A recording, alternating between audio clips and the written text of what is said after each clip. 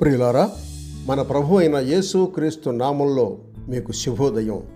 ఆయనను గూర్చి అనుదిన ఆత్మీయ ఆహారం, జూన్ 30 సోమవారం.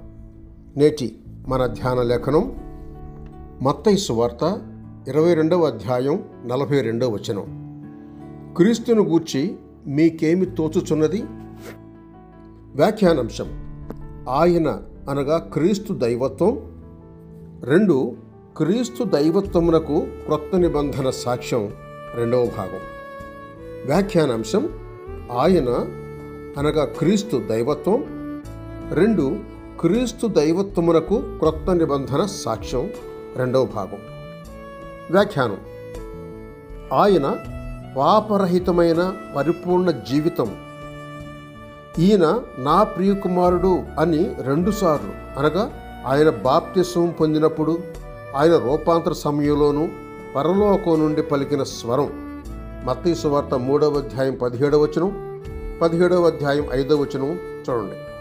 3వసారి యెరూషలేము పట్టణంలో నేను దానిని మహిమపరచితిని, మరలా మహిమపరతును అని ఒక స్వరం ఆకాశం నుండి రావడం, అనగా యోహాను సువార్త 12వ అధ్యాయం 28వ వచనం.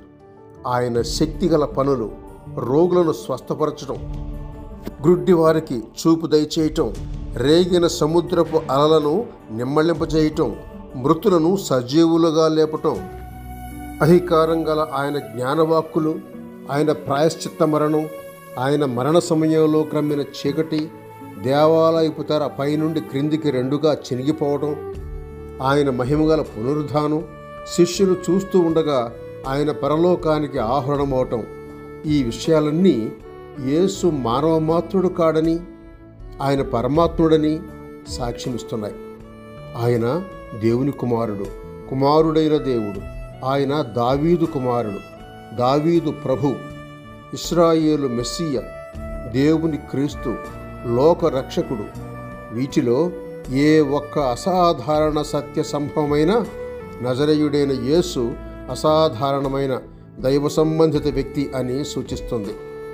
పైనున్నవన్నీ ఏకంగా ఆయన నిజముగా దేవుడు అని వివాదానికి తావులేని విధంగా సాక్ష్యమిస్తూ ఉన్నాయి. అవి ఆయన దైవత్వానికి నిజ నిరూపణలై ఉన్నాయి. యేసుక్రీస్తు దైవత్వాన్ని నిరూపించే క్రొత్త నిబంధన వాక్య సాక్ష్యాలు ఎన్నో ఉన్నాయి. దేవునికి చెందిన పేరులు, శీలం, లక్షణాలు క్రీస్తుకు చెందినవన్నీ ఇంతకుముందు పవిత్ర త్రిత్వము అను పాఠంలో సూచింపబడి ఉన్నాయి. అంత మాత్రమే కాకుండా దేవుని ప్రత్యేక అధికారాలు క్రీస్తు కలిగి ఉన్నట్లుగా చూచాం. ఉదాహరణకి, ఆయన సృష్టికర్త మాత్రమే కాదు, ఆయన అన్నిటినీ కాపాడువాడు అని యోహాను సువార్త 1:3, కొలసై పత్రిక 1:16, 17, అలాగే హెబ్రీ 1:3. ఆయన పాపములు క్షమించుటకు అధికారం కలవాడు అని మార్కు సువార్త 2:10, లూకా సువార్త 7:48 చూస్తున్నాం. ఆయన మృతులను బ్రతికించుటకు శక్తి, అధికారం కలవాడు అని యోహాను సువార్త 5వ అధ్యాయం 21 నుండి 25 వచనాలు చూస్తాం. ఆయన మరణం అను శత్రువును నశింపజేయువాడు అని 1 కొరింథీ పత్రిక 15:26లో చూస్తున్నాం. తన భక్తులకు బహుమానములిచ్చువాడు అని 2వ కొరింథీ పత్రిక 5:10, ప్రకటన గ్రంథం 22:12. తర్వాత ఆయనే దుష్టులకు తీర్పరి అని యోహాను సువార్త 5:22లో చూస్తున్నాం. 3వ భాగం రేపటి సంచికలో. సహోదరుడు ఎం.